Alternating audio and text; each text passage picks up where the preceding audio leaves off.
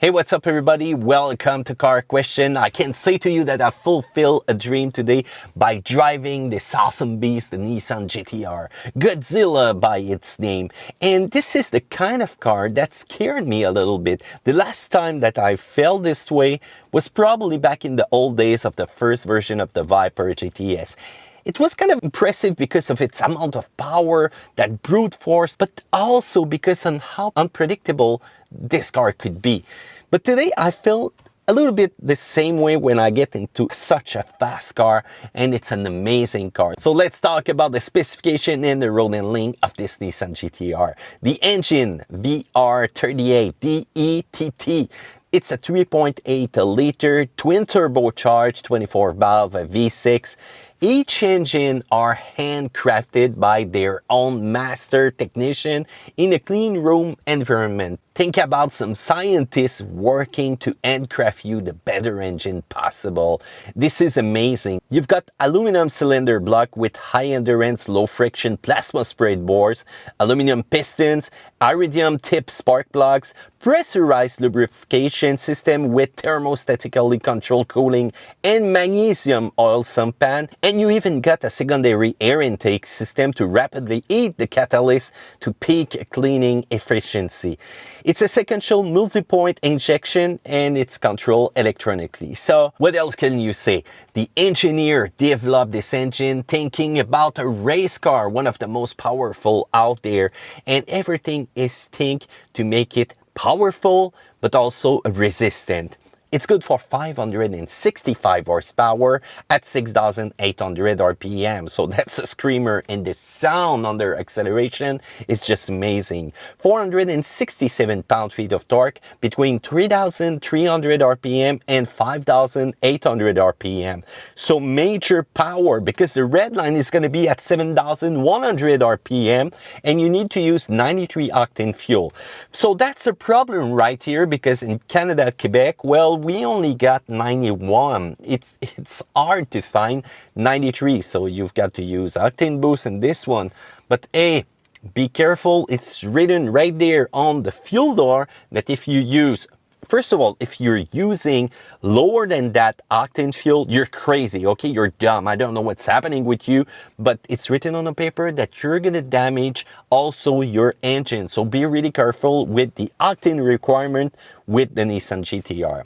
Transmission, well, they're using a dual clutch 6-speed transmission, and you've got 3 different selectable modes, and that will change the reaction of this transmission. And by the way, as soon as you're gonna start the car, you can hear the mechanical components in the back. It feels like a dog box in some kind of way. And when you're gonna put it into reverse, you will feel the clutch pressure as you move along. If you accelerate, you can hear it work, and if you release, you feel it releasing also. So it's not always constant when you're going to do some slow maneuvers. But remember, it's meant to do some speed. It's meant to do some awesome acceleration and be there when you need it.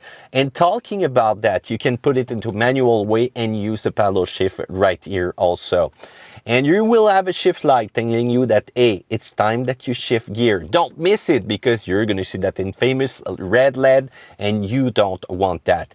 Talking about putting the power to the pavement, you've got an impressive all-wheel drive system that they call the ATISA ETS all-wheel drive. It's independent rear-mounted transaxle integrating the transmission, the differential, and the all-wheel drive transfer case. You've got also a rigid, lightweight, carbon composite main drive shaft, and you've got a high-performance 1.5 way, limited slip rear differential, good old mechanical stuff, no electronic there. That's awesome for traction. You will hear it work also when you're gonna do some slow maneuvers while parking. You can hear the tire there. That's not good for the car. That's not good for the rubber durability. But hey, this car is meant to go fast. It's meant to go on a track and not doing some parking maneuvers.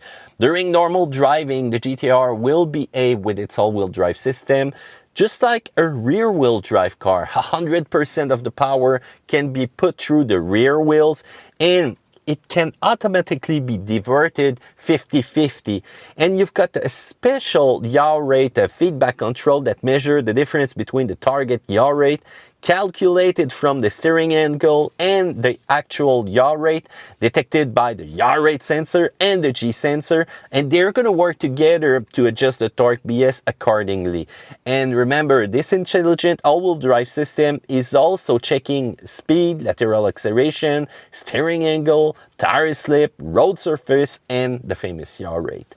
So when it comes to road handling, it's a beast. You need to tame that beast. It doesn't feel like any other car I've tried in some kind of way.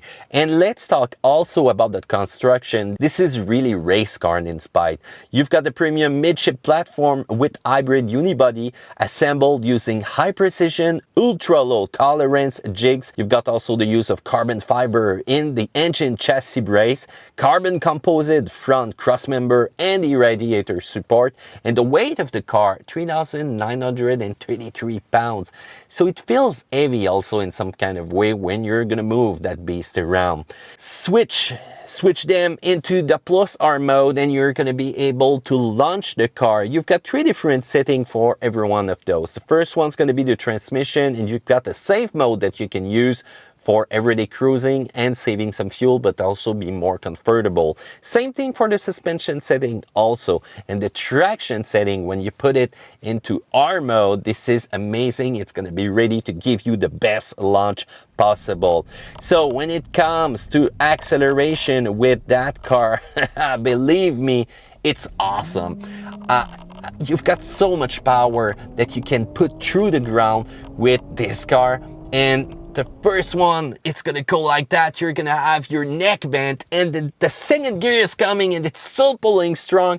The third one, the fourth one, and it's never gonna stop. You're gonna be at light speed in the time to say engage. But believe me, you've got to be careful with a car like this one. Police will love you. You're gonna make new friends right there where, you know, the police are living. Yeah, you don't want that. So if you're being careful, remember that you've got a downshift rev matching also when you're going to be on the track. And you can launch the car by simply pressing the brake and full throttle for around 4 seconds. And when you release the brake, boom, the car is gone. But remember to put your switch in the R mode first. When it's gonna come to braking, it's a Nissan Brembo braking system, 4-wheel disc brake, the one in front, 15.4 inches in the rear, 15 inches. Those are even bigger than some regular car wheels and tires. Believe me, they're major size. It's 2-piece floating rotors with diamond pattern internal ventilation. You've got a super rigid 6-piston front and 4-piston rear monoblock calipers with race car inspired 3-point radial mounting. And braking distances is really short. It's super car like, really stable, and you never run out of pedal power. Let's talk about the direction though. It's feels kind of heavy in some kind of way. You know, that Viper style. You're gonna do some parking maneuvers with the car and it's heavy. You're gonna do some track, it's kind of heavy. I don't really think that you've got a great communication with the road ahead of you. It needs some input. It needs also to communicate a little bit more and be a little bit more sensitive. You've got also the suspension, which is a double wishbone front suspension with aluminum arcs. The multi-link rear suspension is also constructed with that aluminum. You've got a rigid front and rear suspension subframe assembled in high precision jig, once again similar to race car, with 6-point mounting to the body. And you've got an adaptive suspension. It's Bilstein that built it. It's called a Damtronic. It's going to be 3 different selectable modes also that you can choose around here. And as soon as you put it into Plus R mode, it's going to be a 10 decibel gain over the sound of the engine. There's going to be an opening in the exhaust system and you will enjoy the sound. But the suspension is also going to be affected when you're going to be in Plus R mode. It's going to be major road hugging time. You can switch it into comfort, but still sometimes you've got some jiggly movement and it communicates to the direction. So even with the bumps here in Quebec City, you know, the road imperfection, it's kind of a little bit unpredictable over those kind of harsh surface, so really be careful. And when it's going to be colder outside, you're going to see that the tires also won't help you with that input, because they're going to get more and more harder as the temperature will go lower. So suspension, great, and you've got some hollow front and solid the rear stabilizer bar to help maintain the maximum tire contact at all four wheels during cornering, and believe me, you will need it. So general comfort is not too bad, but you're in a race car. I know there's less button this year, but once again, I should feel more envelope in some way. The seats are not bad. Once again, it's okay, but more adjustment, more lateral support, a little bit higher right there down at the seat base. When you're in a supercar, you need to hold the driver in place. So it's not really bad. But remember, this year you will have a Pure Edition in 2018 that you can select and have Apple CarPlay. And the price is also going to be lower. But for this one, there's some lacks, you know. The interior doesn't feel like a supercar. But it's not bad. It's not one of the worst. But it's not one of the best. Let's talk about security in that car, and you need security when you're gonna be at the track. Well, you're gonna see that there's not a lot of stuff. When you're gonna be on the road, there's no collision warning system, no blind spot monitoring, but still you would need it, because when you look right there in the corner, you don't see much. So you've got an advanced vehicle dynamic control, the VDC, the stability system that's gonna be affected also by the 3 different modes that you're gonna choose with your button. The traction control is going to be the same thing. ABS, that's a cool thing when you're going to come in fast. And when you see a curve ahead of you, yeah, you don't want a wheel lockups. Electronic brake distribution, TPMS, yeah, for your tires and the pressure. Remember that those are filled with a special gas right there at the factory, and the auto lights on and off. Other than that, yeah, you don't get nothing. The belts are cool though, and it would have been great to get some minor upgrade, you know, that could make this car even more enjoyable into everyday driving. Fuel consumption, yeah, so let's look at the numbers. When you're gonna go in city mode, that's gonna be 14.5 liter per 100. Highway mode, 10.7, but no, forget that. You won't be able to do those numbers. Maybe, but if you do that, you're going to be really, really careful with your acceleration. But how the hell do you want to be careful with 565 horsepower? Yes, you're always stepping on it. Everybody's looking, everybody's asking you, hey, can you do a small acceleration for me? I want to see that, I want to hear that. And there you go, 17, 18, 19 liter per 100. Yep. Remember to use the proper fuel, 93 octane. That's really important. And the fuel tank is 73.8 liters. So, driving a GTR, dream fulfilled. Yes, sir, for me. If you want to drive this car, the best advice I could give to you is learn to drive. Try the track first. Learn the basic skills of enjoying such a supercar with that much power, that much road grip, that much braking force.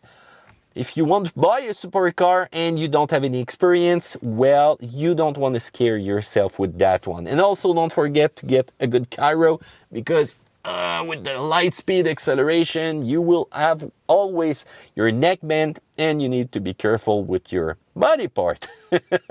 So there you go. I hope you enjoyed the review of that Nissan GT-r. The plus and minus points are going to be in another video that I did while rolling the car. This is such fun.